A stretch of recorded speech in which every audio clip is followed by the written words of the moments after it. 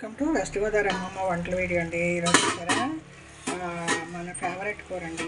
Easy cooking. దోసకాయ, టమాటా, ఉల్లిపాయ, పచ్చిమిరపకాయ, ఉప్పు, కారం, నూనె అన్నీ వేసి పొయ్యి మీద పెట్టాను. కొంచెం చిలకడ దుంప కూడా కట్ చేసి వేసాను.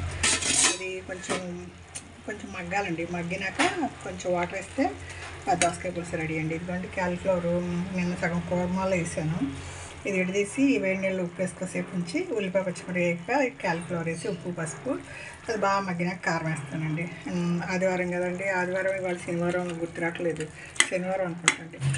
వడియాలు వేసాను. పొద్దున్న లేసి పప్పు కడిగి అల్లం వెల్లిపాయ వేసి ఆ పప్పు వడియాలు పెట్టేసాను. ఆ రోలు గిన్నెలు కడుక్కునేసరికి తల ప్రాణం తోక్కొచ్చిందండి. ఇదండి ఆడవాళ్ళకి సమ్మర్ వచ్చిందంటే పనులు ఎక్కువ. ఈజీ కూర అండి. ఇప్పుడు టైం అయిపోతుంది కదండి. ఈ కూర వండేసానంటే వంట కూడా అయిపోయినట్టు. ఆల్రెడీ గుడ్లు ఉడికేసాను, చిలకడ దుంపలు ఉడికేసాను. తర్వాత వచ్చి అన్నం కడిగి పెట్టేసానండి. ఈ తాలింపు వేసేస్తే వంట అయిపోతుంది. సమ్మర్లో అందరూ బిజీ అండి. ఆడవాళ్ళకి పాపం కారాలు ఉప్పులు కారం పట్టించేసాను. రోజు నేను ఒక 1/2 కిలో 1/2 కిలో పప్పులు మినపప్పు వడియాలు పెసరపప్పు వడియాలు పెడుతున్నానండి. నాకు 3 రోజులే ఖాళీ ఉంటుంది. 3 రోజులు దొడ్డు చూసుకోవాలి.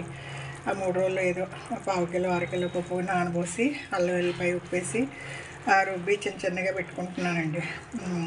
అవి మళ్ళీ 2 రోజులు ఎండబెట్టి ఒక డబ్బాలో ఇలా అండి. వారంలో 2 సార్లు వేసుకుంటే నాకు సరిపోతాయి. ఒకసారి నవరి మింగాలంటే మన వల్ల అవ్వదండి. డాబాలు ఎక్కి దిగలేము. ఉన్నాయి ఎండలోని చిన్నగా ప్లేట్లు అట్లా వేసి పెట్టుకుంటున్నాం.